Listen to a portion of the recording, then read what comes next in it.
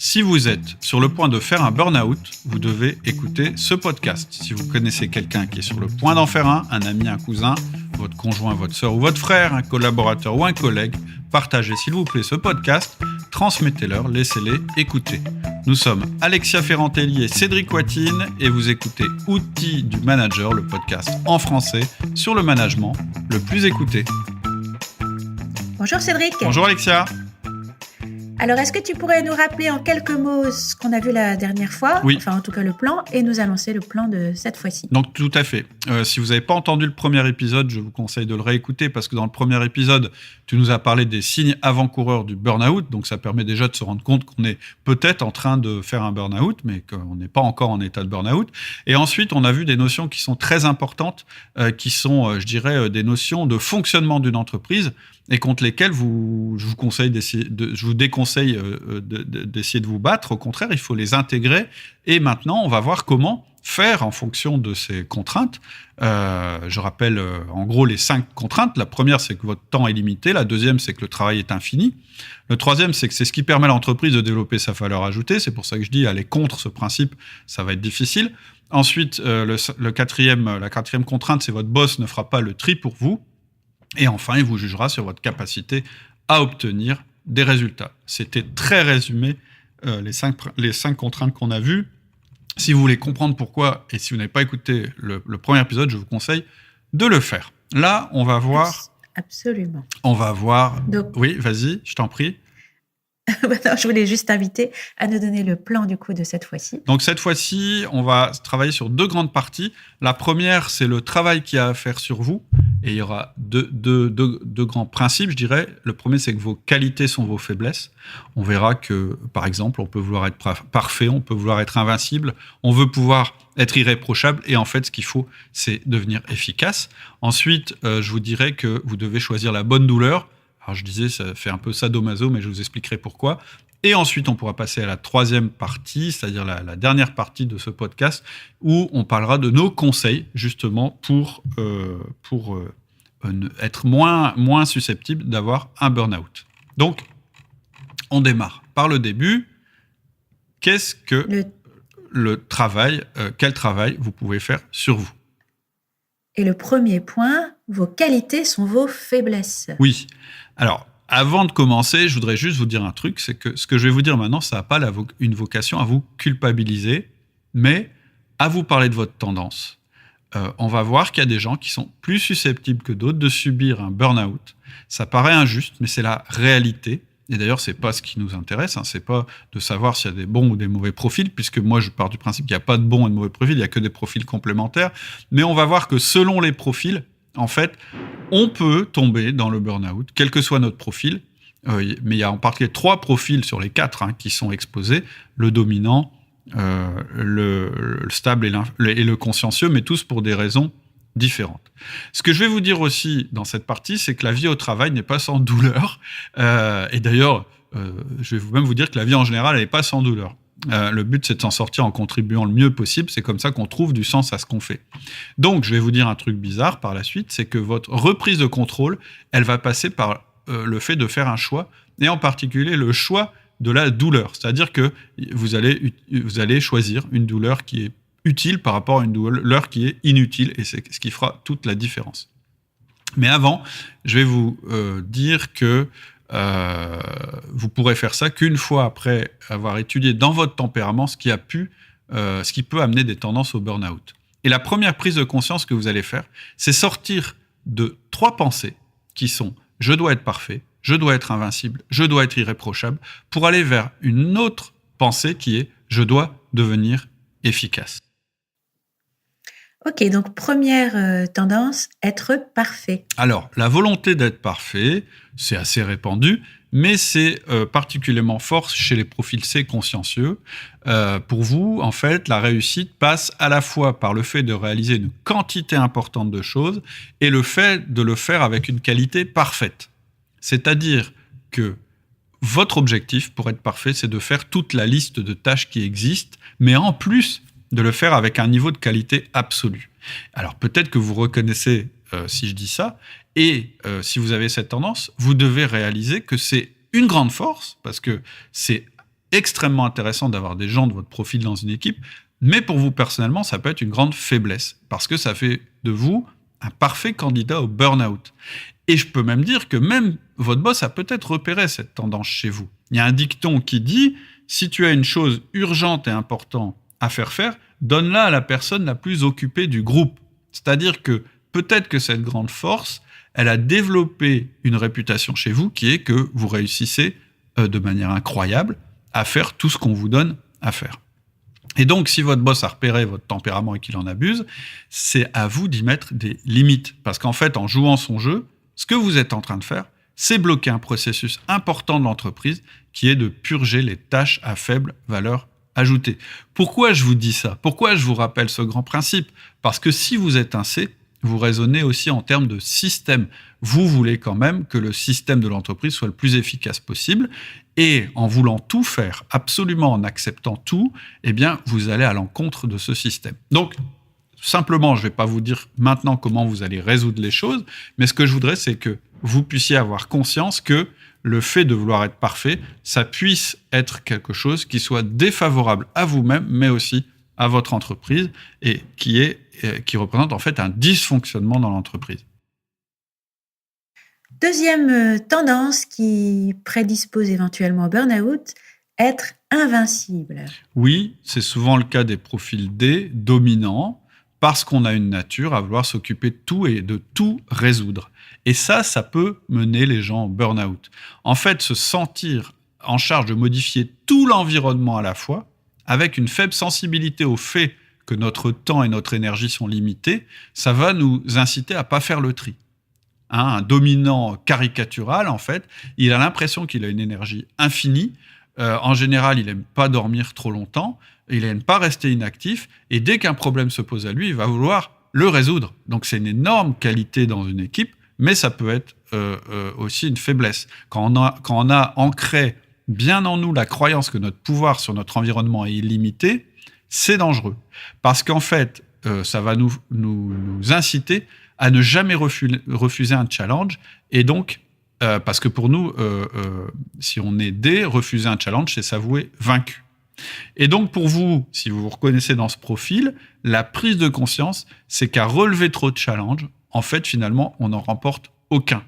Et en fait, l'effort qui porte ses fruits, c'est de réussir à mettre de côté tout ce qui ne contribue pas à vos objectifs essentiels et à l'assumer en bon D que vous êtes. Vous devez être capable de dire « Non, je ne fais pas ça. Pourquoi ? Parce que si je fais ça, c'est un obstacle à mon objectif principal qui est autre chose. » Et vous devez être capable de l'assumer, de le défendre, y compris devant votre chef, parce que ça n'est pas un échec, c'est un choix.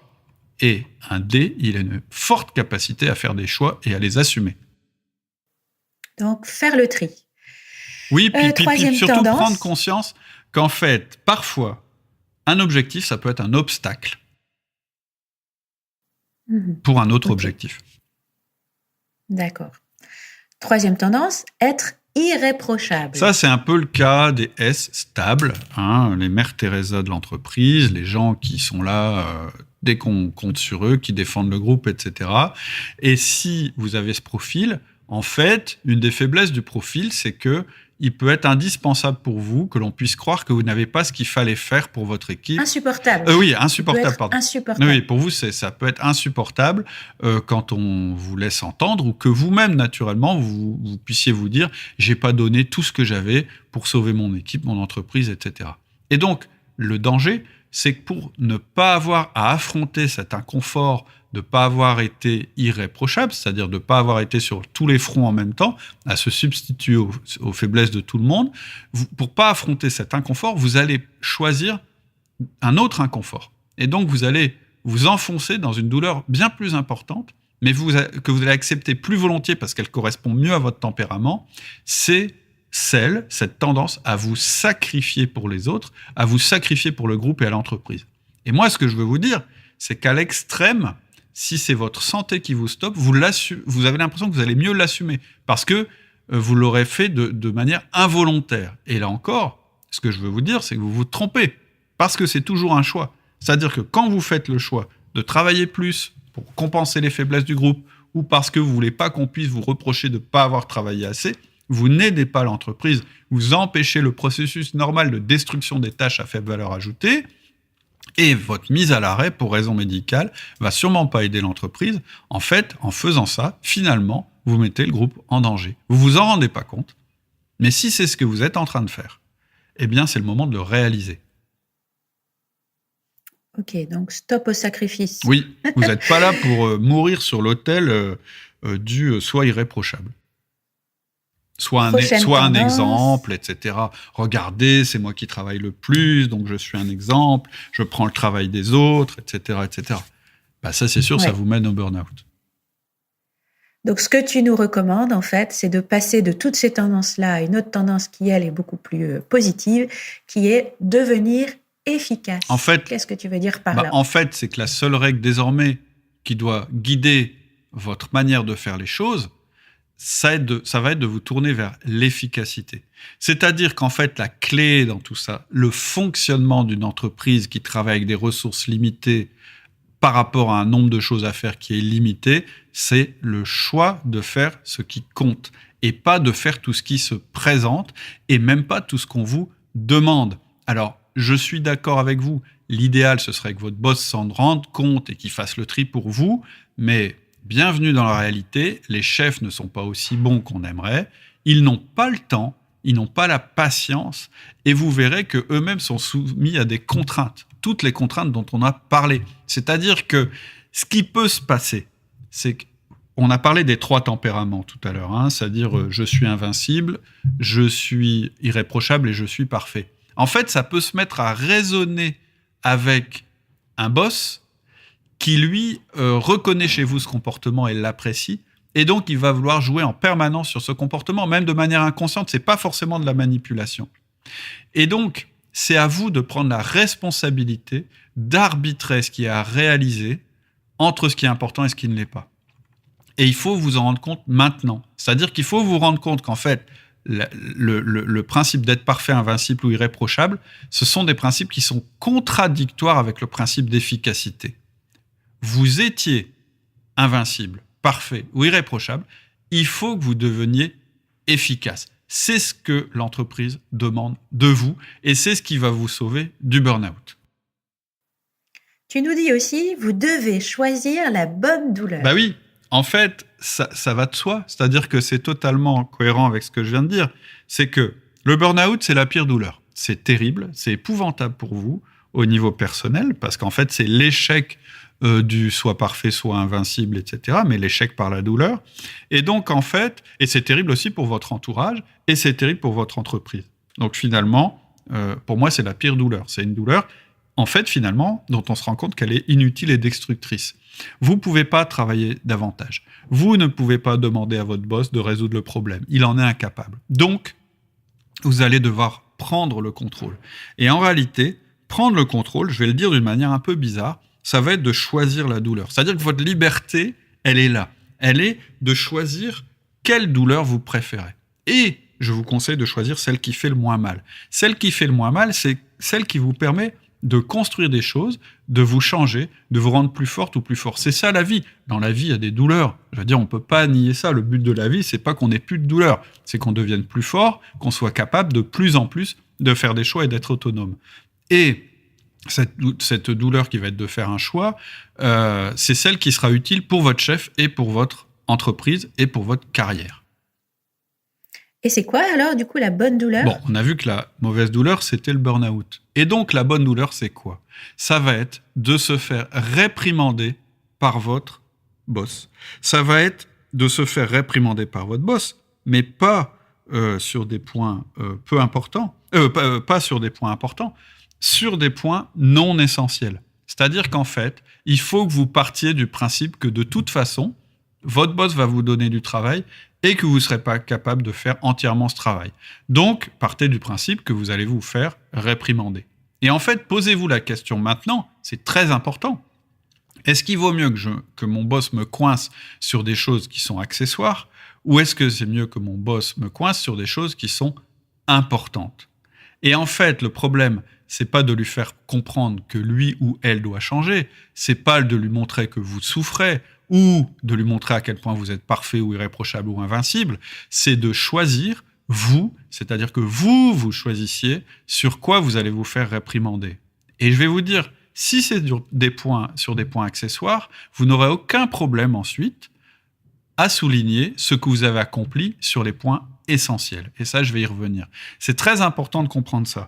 Si vous avez un boss qui est trop demandeur, qui est trop colérique, si c'est ça, je dirais ce volume de demandes qui aujourd'hui vous conduit au burn-out, et c'est ça qui vous y conduit puisque vous vous mettez à faire de plus en plus d'heures, désormais, vous allez faire un choix et vous allez assumer les reproches qu'on pourra vous faire sur le fait que vous n'avez pas tout fait, mais vous allez l'assumer en montrant que vous avez fait l'essentiel de la tâche qui vous était confiée.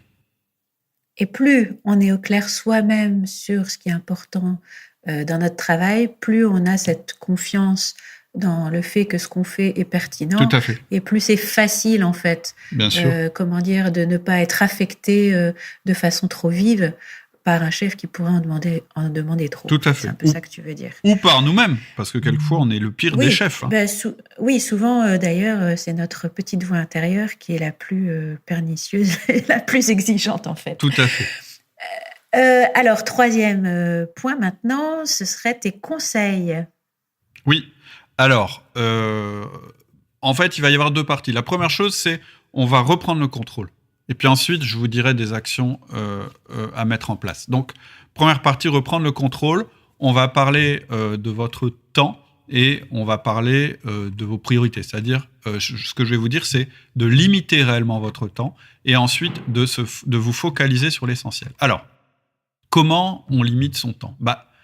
On limite ses journées à quelque chose de viable. C'est bête. Ça paraît bizarre quand je le dis, mais le premier conseil que je donne quand je fais une formation sur le management, c'est de prendre notre agenda et de programmer ce qu'on a à faire en dehors de l'entreprise. Bizarrement, je commence toujours par le temps en dehors de l'entreprise. Je le fais pas je le fais pas seulement pour que vous vous épanouissiez ou ce genre de choses, puisque moi ma spécialité c'est quand même le travail dans l'entreprise. Je le fais pour vous obliger à rendre réelle la limitation du temps. C'est-à-dire qu'en fait, la notion théorique dont on a parlé dans le premier épisode, qui est le temps est limité, si ça reste une notion théorique, ça sert à rien. Il faut que vous l'actiez formellement. Et pour l'acter formellement, vous avez un outil, ça s'appelle l'agenda. Et donc, ce que vous allez faire, c'est que dans votre agenda, vous allez prendre chaque jour d'une semaine normale et vous allez écrire vos horaires jour par jour. C'est-à-dire que vous allez dire, le lundi, je commence à 8h, je termine à 17h. Le mardi, je commence à 9h, je termine à 18h. Peu importe, mais ce que vous allez mettre, ce sont des bornes à votre temps de travail. Écrivez vos horaires pour la semaine type, jour par jour. Ça vous permet de visualiser votre richesse, le temps. Et si vous ne faites pas ça, vous retomberez rapidement dans vos travers. Si vous n'écrivez pas cette chose-là, rien ne se passera. Et ensuite, ce que je vous demande, c'est de tenir ces horaires.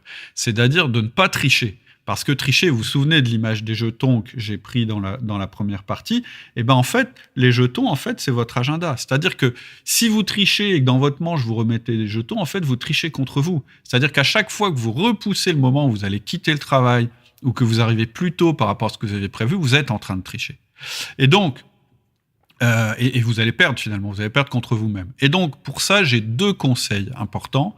Le premier, c'est de prendre des rendez-vous extérieurs à votre travail, et le deuxième, c'est de ne jamais travailler le soir. Donc le premier, c'est archi simple, j'en ai parlé dans une vidéo, et c'est marrant parce que c'est une vidéo que j'avais mis comme ça sur YouTube, je sais plus ce que c'était, je sais plus comment elle s'appelait cette vidéo, mais en gros, je disais aux gens, ce que je voudrais que vous fassiez maintenant, c'est que vous preniez votre agenda professionnel, et que dans votre agenda professionnel, vous notiez vos rendez-vous personnels comme si c'était des rendez-vous professionnels. Parce que bizarrement, il y a plein de gens qui ont deux agendas. Et c'est débile. On n'a qu'un seul temps. En plus, c'est un temps limité. Donc, première chose, notez dans votre agenda des rendez-vous qui vont vous permettre de limiter votre temps. Du sport, une sortie, du jardinage, un ciné, peu importe, un engagement extérieur, quelque chose qui vous engage et qui serait aussi important qu'un rendez-vous professionnel. Si vous êtes instable, je vais vous donner un conseil supplémentaire. Je vous conseille que ce rendez-vous extérieur que vous allez prendre, qui vous oblige à quitter votre travail, il se fasse avec une autre personne. Parce que votre tempérament, ça va être de ne pas décevoir cette personne et de ne pas remettre le rendez-vous que vous aviez prévu. Le deuxième conseil que je vous donne, c'est de ne pas travailler le soir. Ne travaillez plus jamais le soir avant de vous coucher. Vous avez besoin de repos. Préférez éventuellement des journées qui démarrent tôt, mais pas des journées qui n'en finissent pas. Alors, je sais qu'il y a des chronotypes différents. C'est un des sujets qu'on aborde dans la formation de manager essentiel. C'est-à-dire qu'il y a des chronotypes qui sont beaucoup plus adaptés à un coucher tard et à un lever tôt, mais c'est assez marginal. Donc, ce que je vous conseille... Coucher tard, lever tard, tu voulais dire. Oui, pardon. Oui, l'inverse. C'est-à-dire ce qu'on appelle des chouettes. Des gens qui travaillent mieux le soir que le matin, mais c'est plutôt marginal. En général, la plupart d'entre nous, on se porte mieux si on se couche à un horaire raisonnable et du coup qu'on se lève tôt. Et de toute façon, travailler juste avant de se coucher, en général, c'est pas bon. On a une qualité de sommeil qui est quand même pas terrible du tout. Maintenant, je vais vous donner un petit truc. Si vous êtes vraiment mal à l'aise avec le fait de limiter vos journées à prendre des rendez-vous, etc., ce que vous pouvez faire, vraiment, si c'est quelque chose qui vous met mal à l'aise, c'est de vous autoriser une seule journée par semaine qui soit en mode no limit. Mais je pense que c'est pas la solution idéale. Donc, voilà pour votre première prise de contrôle. C'est votre prise de contrôle sur le temps. Oui, tout à fait. Ce que tu voulais aussi que je parle éventuellement de quelques petites choses pour prendre soin de soi. Oui.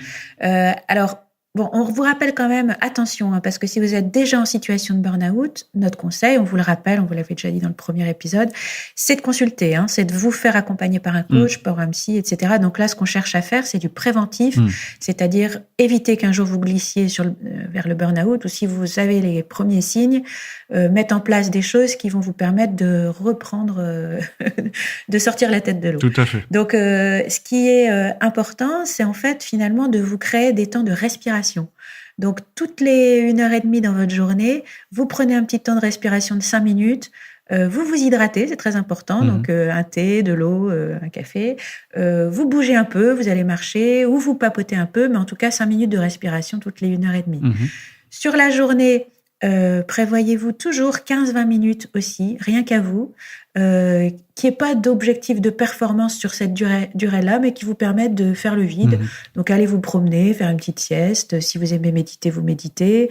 Vous bouquinez un peu. Enfin, voilà. Et chaque semaine, c'est ce que tu disais aussi d'ailleurs, mettre dans son agenda des temps de convivialité ou de sport, mais enfin des respirations plus importantes chaque semaine. Tout à fait. En fait, ce qui est important, très important, c'est de assez dormir, attention à votre sommeil, bien manger aussi, éviter les excitants, c'est pas terrible non plus, ça, pour le burn-out, bouger, donc marcher, faire du sport, etc.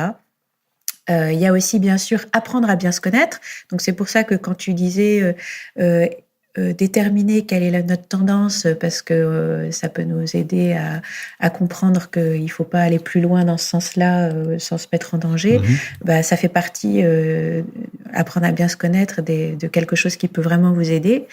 Apprendre à prioriser les choses, ça, de toute façon, justement, tu vas y revenir après, mais plus largement, les priorités dans votre vie, c'est-à-dire qu'est-ce qui est important dans votre vie.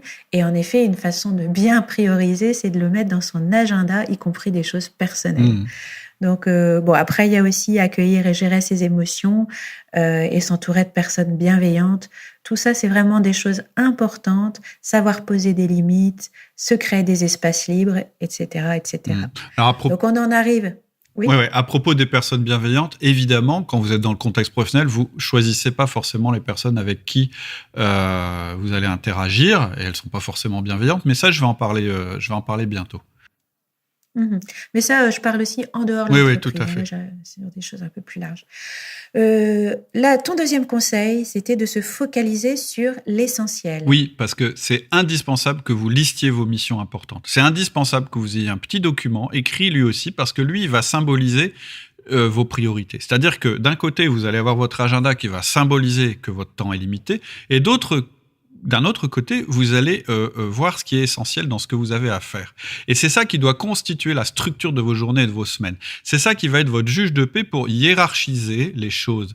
Il faut que vous ayez une fiche de poste à vous, que vous l'ayez faite vous-même, que vous puissiez échanger d'ailleurs avec votre supérieur sur le sujet. C'est les missions qui vont structurer vos journées. Et donc, ces missions-là, moi, je vais vous donner quelques conseils très pratiques. C'est un petit peu des conseils que j'ai aussi dans mon système d'organisation réaliste. C'est de faire en priorité, non pas l'urgent, mais l'important. En fait, dans une journée, on est toujours, comme dans notre vie, entre le chaos et l'ordre. Et en fait, l'ordre, il doit vous être donné par la structure que vous allez prévoir pour votre journée. Et puis le chaos, ça va être les autres, l'urgence qui va arriver. Et donc, moi, ce que je vous conseille, c'est de faire en priorité l'important et le faire le matin. C'est-à-dire que vous programmez ce qui correspond aux missions de votre fiche de mission le matin. Le travail à abattre avant midi, c'est 3 choses importantes qui correspondent à vos missions importantes. C'est ça l'essentiel. Et vous n'êtes même pas obligé, si votre job vous le permet, de lire vos mails, tant que vous n'avez pas fait ces 3 choses importantes. Mais il faut que vous laissiez une place à l'urgence. C'est ce que tu disais, c'est qu'il faut qu'il y ait des interstices dans un agenda. Non seulement pour se détendre, mais aussi pour se dire, les problèmes urgents, je les ferai cet après-midi. Et donc, l'urgent, il passe après l'important. C'est tout. L'urgent, c'est les autres. L'important, c'est vous. Et donc, vous allez commencer par l'important. Donc ça, c'est votre seconde prise de contrôle. Ce sont les tâches. Vous pourrez aller plus loin. Là-dessus, bien sûr, je vous conseille nos méthodes. Mais dans l'urgence, je vous dis simplement d'appliquer ce que je viens de vous dire. Obligez-vous et assumez surtout la douleur que ça peut provoquer. Vous allez décevoir des gens quand vous allez dire « Ah ben non, ça je m'en occupe cet après-midi parce que j'ai des choses importantes à faire ». Vous allez créer peut-être quelque chose, une tension entre la personne et vous, mais c'est de la bonne douleur. Oui, votre chef va faire des remarques, mais est-ce que c'est ça l'important ? Non. Ce qui est important, c'est que vous fassiez le boulot que vous avez à faire. Et ensuite, ce que vous pouvez faire, une fois que vous avez repris le contrôle sur votre temps et vos tâches, c'est prendre le contrôle sur vos comportements et enfin changer la relation avec votre boss. Ok. Deuxième conseil très important, Deuxième changez partie. vos comportements. Oui, pardon, deuxième partie Tout à fait. avec plusieurs conseils. Changez vos comportements. Et la première chose, apprenez à vous comprendre. Oui, la première chose, de ce que j'ai fait tout à l'heure, quand j'ai dit être parfait, être invincible et être irréprochable, en fait, j'ai peut-être ébauché votre profil DISC. Et en fait, ce que vous pouvez faire, je vous invite à creuser cet aspect-là, c'est à creuser votre personnalité. C'est-à-dire à comprendre pourquoi vous êtes sensible au burn-out. En général, c'est des qualités. Et en faisant ça, vous allez aussi devenir un peu plus bienveillant avec vous-même. J'en ai parlé un petit peu plus haut, mais ça va vous permettre de vous dire, bah ouais, c'est vrai, j'ai cette tendance-là, mais cette tendance-là, c'est aussi un avantage parce que ça me permet à réaliser des choses. C'est le premier aspect. Déjà, vous comprendre vous-même. On a fait un pas dans cette direction, peut-être que vous pouvez faire d'autres pas dans cette direction. Deuxième chose, apprenez à comprendre l'autre. Bah oui, parce que votre supérieur hiérarchique, par exemple, celui qui vous donne du travail, il a un profil DISC. Et c'est important que vous compreniez aussi son profil. Pas seulement pour vous dire « Ah, c'est un monstre, c'est un pervers narcissique », ce qu'il n'est sûrement pas, mais aussi pour pouvoir vous défendre de manière intelligente contre les excès, contre tous les excès qu'on a tous. Et donc, vous n'allez pas forcément faire les mêmes choses si vous avez un boss qui est dominant, influent, stable ou consciencieux pour vous défendre ou pour vous défendre de ces excès. Parce que si vous le faites à votre manière, à votre profil, vous pourriez encore amplifier votre problème, voire exaspérer ce profil-là. Et voir les choses de cette manière, c'est aussi extrêmement important pour relativiser les choses. Vous verrez que comprendre comment fonctionne l'autre, c'est assez passionnant. Je vous ai dit que vous alliez limiter votre travail. Donc, vous allez plus tout faire. Donc, vous allez essayer de faire ce qui est important pour votre boss, parce que c'est lui qui détermine ce que vous avez à faire à travers votre fiche de fonction. Et donc, c'est ça qui va guider vos journées. Mais lui-même, il n'est pas toujours capable de vous dire ce qui est important pour lui ou pour elle, à cause de son profil. Donc, il va falloir que vous deviniez son profil. Et plus vous aurez analysé son profil, et plus ça va être simple pour vous. Peut-être que vous allez vous tromper. C'est normal, c'est utile, c'est comme ça qu'on apprend, qu'on forme sans jugement. Est-ce que ça fait mal de se tromper ? Oui, ça fait un peu mal, mais c'est une douleur utile. C'est une douleur pour apprendre. Et c'est bien mieux que de souffrir sans comprendre et surtout sans voir l'issue. Et ça peut même devenir un jeu. Et c'est un jeu où vous allez gagner tous les deux, lui et vous. C'est pour ça que je vous parlais la dernière fois du module 7 de la formation, parce qu'il est dédié sur ce sujet. On ne parle pas de burn-out, mais en fait, on regarde comment gérer notre relation avec notre responsable en fonction de son profil. Et donc, ce module que je vais proposer séparément, il est relativement autonome parce qu'en fait, il fonctionne même si vous n'êtes pas manager. C'est pour ça que j'ai parlé de ça la dernière fois. Ok. Enfin, apprenez à vous défendre. Oui, parce qu'en fait, ce qu'il faut que vous compreniez, parce que je sais que ça, c'est pas évident pour certains profils. Il y a des gens qui sont idéalistes, et donc pour eux, autour d'eux, on n'a pas à se défendre. En fait, on peut avoir l'impression qu'en fait, dans la vie, on va réussir simplement parce qu'on fait ce qu'il faut. Mais c'est pas le cas. Dans la vie, on réussit parce qu'on est capable de se défendre contre l'adversité et parce qu'on est capable de se présenter sur son jour le meilleur. Dans l'entreprise, c'est encore plus vrai, c'est ce que je disais tout à l'heure, parce que dans l'entreprise, on ne choisit pas toujours avec qui on va avoir des relations. On ne choisit pas qui on va côtoyer, contrairement à la vie privée. Ça serait naïf de penser autrement. Mais ça ne veut pas dire que vous allez devoir forcément être belliqueux. Ça veut dire qu'il va falloir que vous appreniez à vous défendre. Et vous défendre, en général, c'est pas forcément être en conflit, c'est plutôt de se présenter à son avantage. En fait, se défendre, ça va être confronter notre réalité des choses à la réalité perçue par notre environnement ou notre manager. Ça veut dire que un travail important que vous allez devoir faire sur vous, et c'est pour ça que vous devez vous connaître avant, et que vous devez avoir fait le tri dans vos priorités, ça va être prendre l'habitude de mettre en avant des choses positives que vous réalisez et de les souligner. Sinon, personne ne les verra. Moi, je connais un nombre incalculable de contributeurs, de gens qui travaillent dans les entreprises et qui pensent que parce qu'ils font bien leur travail, tout va aller pour eux au mieux. Mais c'est faux. En fait, les gens pour lesquels ça va bien se passer, ce sont effectivement ceux qui font les choses importantes et qui les font bien, mais surtout qui savent les mettre en avant. Les deux choses sont nécessaires. Vous devez faire du bon travail et vous devez être capable d'expliquer ce que vous faites, de vous mettre en avant. Et je suis désolé pour certains profils que ça veut dire que ça va bien se passer si vous êtes capable de faire cette chose-là. Je sais que c'est pas naturel pour vous et je le comprends, c'est pas dans votre profil, mais pourtant, il va falloir apprendre à le faire bien, à le faire à votre manière. Je suis en train de préparer une formation sur le disque, en plus du module 7 dont je vous ai parlé, qui justement parle de ça, enfin entre autres, qui vous apprend des choses sur vous et qui vous apprend comment améliorer la relation avec les gens autour de vous en prenant en compte leur profil. C'est-à-dire que un S instable, si vous êtes instable, pour vous, ça se fait pas de se mettre en avant. En fait, vous vous dites, mais non, ce que je fais, c'est évident, tout le monde le voit.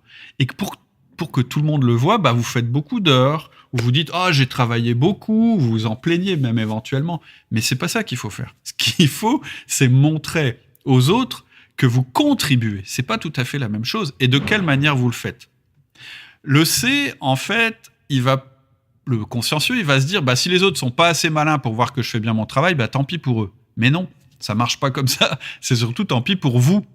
Pourquoi ça marche pas comme ça ? Parce que depuis la nuit des temps, on est câblé pour voir rapidement ce qui va pas autour de nous. Pour voir pas pour voir ce qui va bien. On en a parlé dans d'autres podcasts. C'est un truc qui est fondamental dans notre cerveau. Ce qui nous sauvait quand on était un homme préhistorique, c'est de comprendre très vite ce qui allait pas dans notre environnement. Mais vous, c'est pareil. Et votre chef, c'est pareil. C'est-à-dire que votre chef, il va plus remarquer ce que vous n'avez pas fait ou mal fait, plutôt ce que vous faites bien tous les jours. Donc, c'est à vous d'attirer habilement son attention sur votre travail. Et je vais vous dire, il y a même un bonus à ça.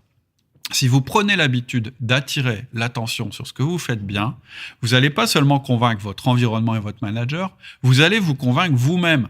Vous allez vous voir que ça va vous donner confiance en vous. Vous allez ressentir vraiment tout ce que vous faites de positif pour l'entreprise et donc votre opinion personnelle sur vous-même va se transformer. Vous n'aurez plus honte de ne pas terminer un travail parce que vous saurez que c'était un travail qui était moins important que le travail que vous allez réaliser. Mais au moment de le dire, attention, vous allez le dire selon son profil. C'est-à-dire que vous n'allez pas le dire « Regarde, je me donne du mal, donc je mérite que tu m'apprécies ». Ça, c'est un discours de stable, par exemple. Vous allez le dire autrement. Vous allez dire de la bonne manière. Par exemple, vous allez dire « Oui, c'est vrai, je suis en retard là-dessus, tu as raison, mais sur ce domaine, j'ai obtenu tel et tel résultat. » Ou bien « Oui, c'est vrai, je suis en retard, mais si j'avais pas fait ça, si j'avais fait autre chose, eh ben, on aurait obtenu ce résultat-là et on serait dans une situation bien pire. » En parlant son langage et par le vôtre, et pas le vôtre, et c'est pour ça que c'est utile de connaître son profil. Donc, vous défendre, ça veut simplement dire apprendre à vous mettre un petit peu en avant. Avant de nous quitter, est-ce que tu peux nous donner un exemple concret qui est très souvent lié au burn-out ? Ah oui, Une question, par exemple, que vous pouvez vous poser, je vais vous donner un exemple. Est-ce qu'on vous reproche en général plutôt un manque de qualité ou plutôt de ne pas tenir les délais ? Pourquoi je dis ça ? Parce que si vous êtes quelqu'un qui privilégie absolument la qualité au détriment des délais, c'est peut-être ça qui vous a mis en difficulté. Donc c'est indispensable que vous vous confrontiez avec votre manager sur ces deux notions, la qualité et le délai. D'une manière générale, pour lui d'abord, si c'est un D par exemple, il va privilégier les délais, et tant pis si les qualités n'y est pas. Et donc si vous êtes un C, vous allez plutôt vous mettre en retard pour rendre quelque chose de parfait. Or lui, ça ne l'intéresse pas. Lui, ce qu'il veut, c'est que ça aille vite, pas que ce soit parfait. Et si c'est un C, ça va être l'inverse. Il va préférer un truc en retard, mais parfait. Et bien sûr, tout le monde veut les deux. Mais à un moment, il y a un principe de réalité, et donc il faut que vous le confrontiez. Et vous pouvez donc faire ça, cette distinction par rapport au tempérament de votre collaborateur, mais vous pouvez la faire aussi à chaque fois qu'il vous donne un job. Vous avez le droit de lui dire, à chaque fois qu'il vous donne un job, lui dire, est-ce que tu veux plutôt quelque chose de parfait, ou est-ce que tu veux que les délais soient tenus absolument ? Et donc soit rapidement avec un minimum vital de qualité, si c'est ça qu'il faut faire, quelle est la définition du minimum vital de qualité ? Parce que je pense qu'aujourd'hui, quand vous prenez un job, vous le prenez, puis vous l'analysez selon vos lunettes à vous. C'est-à-dire que, par exemple, pour vous, quand on vous donne un job, il faut faire le mieux possible et pas forcément avec le délai qui est imprimé. C'est-à-dire que vous présupposez que c'est la qualité qui compte. Et peut-être que lui présuppose que c'est le délai qui compte. Et donc ça, vous devez le clarifier tout de suite. Et donc, ça va générer une discussion entre vous. Et donc, peut-être, il va vous mettre mal à l'aise parce qu'il va râler, parce que vous lui demandez des détails, mais vous allez le faire quand même. Parce qu'en fait, ça vous prépare une issue qui est meilleure. Voilà, c'était juste un exemple. Souvent, quand on part en burn-out, c'est parce qu'on a une incompréhension sur ce qui est important pour notre boss. Est-ce que c'est la qualité ou le délai ? C'était juste un exemple. Mais je pense que vous pouvez en trouver d'autres. Pendant le podcast, tu nous as parlé d'un module dans la formation qui permet d'améliorer notre relation avec notre supérieur. Tu peux en dire 2 mots vite fait ? Oui, en fait, j'en avais déjà parlé la dernière fois. En fait, je pense que c'est un bon complément à ce podcast, hormis le fait que c'est indiqué aussi si vous n'êtes pas en burn-out, mais que vous voulez juste augmenter votre collaboration avec votre boss.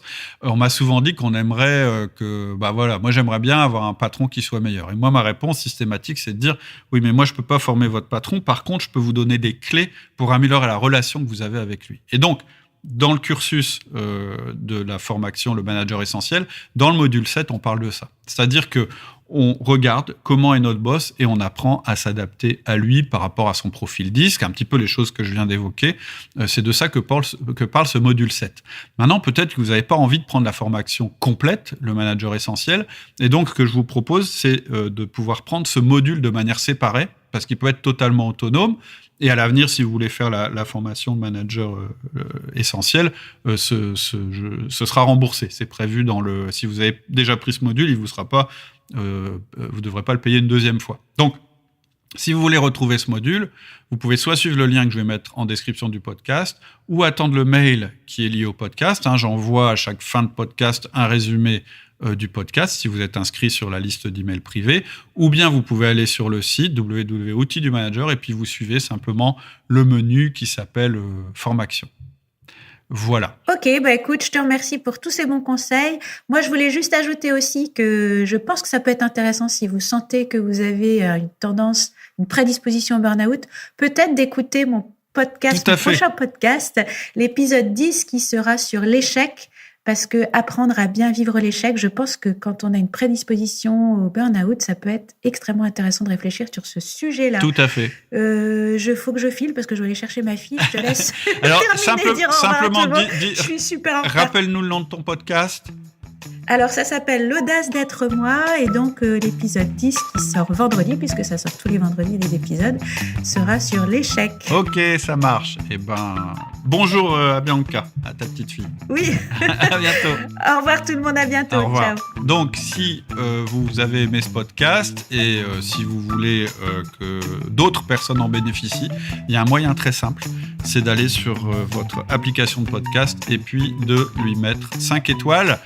C'est le moyen de nous dire que vous appréciez nos podcasts. Et puis, vous pouvez aussi nous contacter via le site, via mon mail. Donc, je vous rappelle mon mail, c'est cédric@outildumanager.com. Je vous remercie pour votre écoute et je vous dis à bientôt. Au revoir.